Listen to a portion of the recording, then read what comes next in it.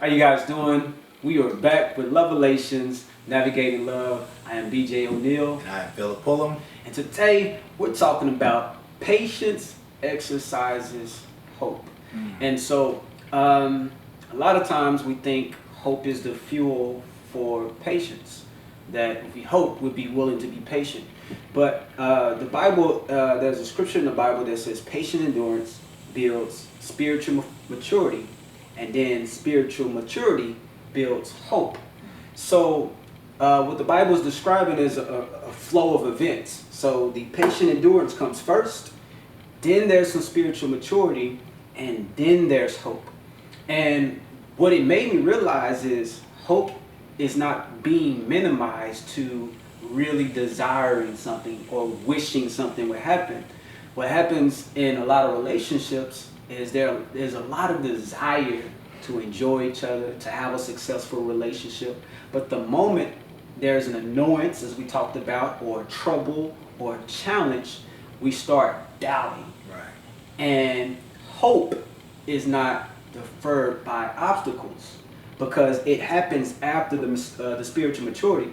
And I was thinking about it, even as you talked about the former and a lot of our previous episodes and things of that nature, the spiritual maturity part, as you talked about learning where to sow where we should plant the seeds and how to nurse it. The endurance gives you enough time to gain that spiritual maturity or know-how, wisdom, and resolve. And once you feel now basically capable, hope is born. And now you know without a shadow of doubt, I'm learning, I'm manifesting the things that I'm hoping for. Now it does say that patience is waiting with triumphant joy. And we talked before we got on the video. I was like, I want a good example, and you shared something with me, so I want to make sure that you take the time to share that with the audience. Absolutely. Right? Yeah. So we were talking about, obviously you said triumphant joy. And one of the first examples that came to my head is I have 3 children. And one of the things that was most exciting about them in their process was them learning how to walk. Right. And so when you saw them, obviously they come up, they sit up for the first time, and then you see them trying to stand up on their little legs, and you know that it's going to happen. Right. And there is this hope that, oh my goodness, one day this baby is going to walk. Right. And you see them in their process, and they begin to stand up. Their legs are wobbling and shaking. They fall back down. Right. They get back up, and they repeat that process over and over and over again. Right. And every single time you get excited, right, because you anticipate that they are one step closer, right, to their goal of walking. Right. And so there's never a moment where I was sitting back and said, man, I wish this baby would hurry up. Right. They need to come on. When is this going to happen? No, it was like every day was a cheer. Yes, you're standing up. Go ahead, baby, go ahead.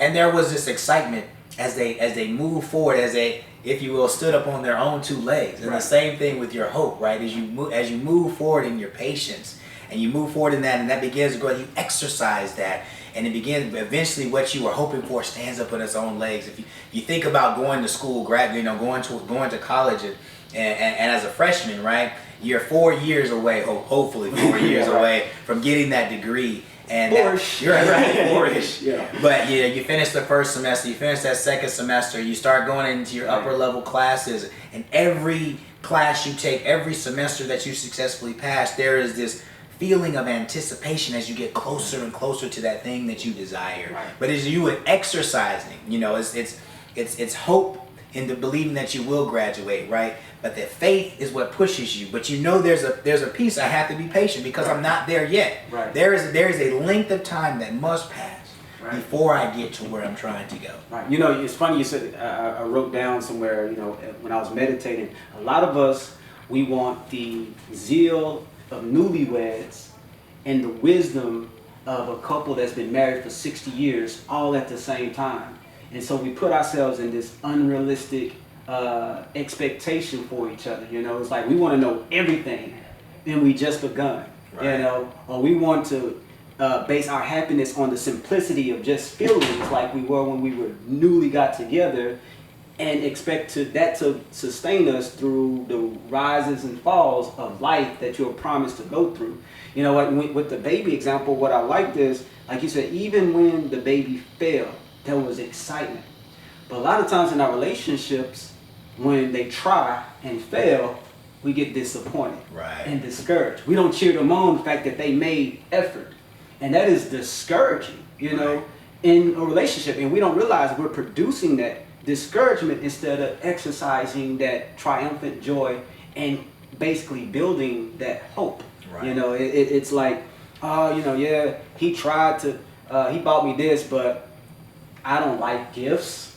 And instead of appreciating that this man is trying to please you, you're discouraged because he hasn't quite got your love language down, but Right. he's communicating a desire.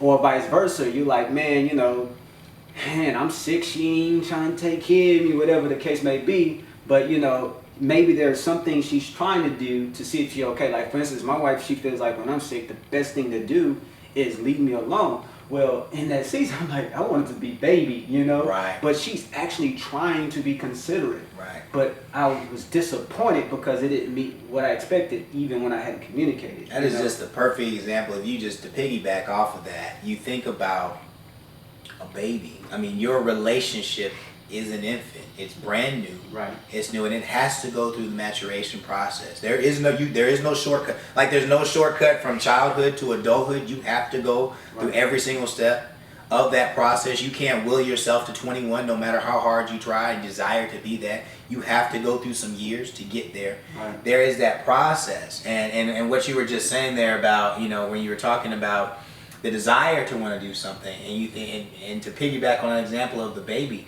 The baby, when a baby is young and is hungry or is wet, it cries. Right. Eventually, we want that baby to be able to speak, but initially, it's communicating the only way that it knows how. Man, that's good. That's And good. so you have to learn to understand them where they are at that moment, Right. knowing that one day they won't always be there. Right. But while they're there, get the understanding. Right. There it is. And like, I think you said in the other meeting, you said, husbands dwell in understanding with your wives, and there it is. Absolutely. You know, the fruit of that. You know, we talking about patience exercises hope. It is truly a strength. You know, I was really, as you was talking, I remembered and reflecting back in my own marriage. You know, I can't tell you how many times. You know, of course, I had people advocating for me, but also wanting to prepare me to be like, man, it may not work out. You know, or man, you don't have to deal with that and things, but before, what I appreciate is before we start seeing, you know, light at the end of the tunnel, I saw a new man birthed in me. I had a resolve. I had a resolve to believe in me, a resolve to believe in my wife, and a resolve to believe in my relationship. And I needed that as we move forward, because like even right now, I don't know what we may face in the future. But again, patient endurance, and there became spiritual maturity. I have the spiritual maturity to, one, trust that God will direct my steps the same way He did when I was traveling in that dark place. Right. And also realizing that no matter my mistakes, no matter my misunderstandings, if I continue to try to walk, that God was going to give me the strength and ability in my legs to walk through whatever we was going to face. And so I have this spiritual maturity that now I have a resolved hope in my God. I have a resolved hope in my relationship and in my wife and in myself. And again, so that is real hope, that no matter the things we have yet to see, I see it now, you know, Right. that I have that faith in that. And so again, it is an intentional process. But again, if we try to just hope without being willing to patiently endure, we'll never see true, authentic hope. Yeah. It is. It's a beautiful thing about that in that process, that while you're patiently waiting on what you're believing for, there is a confidence built every single day that I consistently get out to perform and go after what it is that I have that hope and I have desire for. As that consistency is built within me, that is something that can never be taken away from you. It is that confidence and that assuredness that this desire that I have within me will come to pass surely if I stay the course. Right.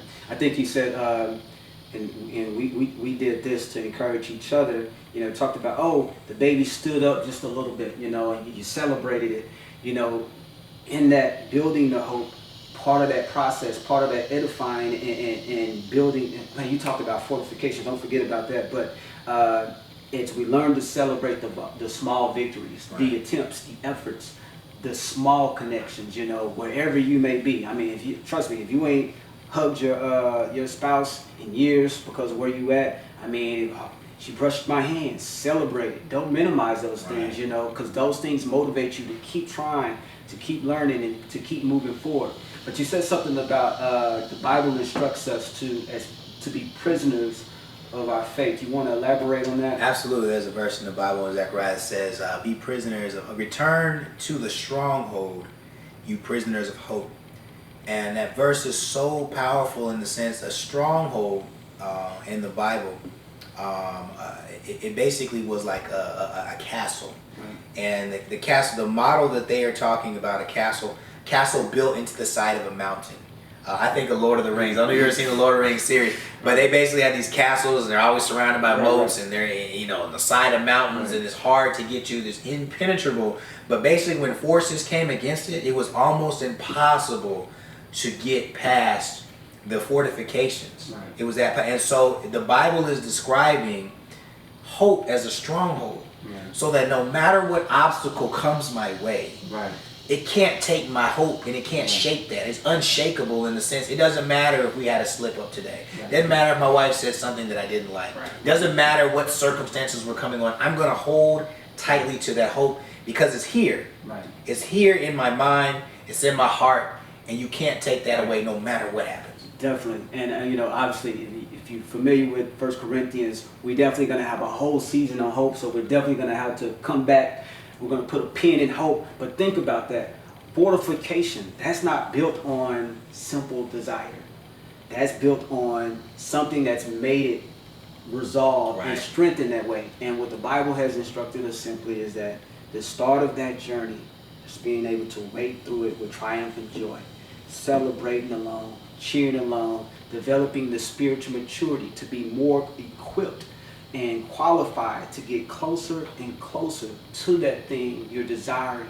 And now there's a present hope, seeing it before it actually happens, So, man, great topic today, Absolutely. man.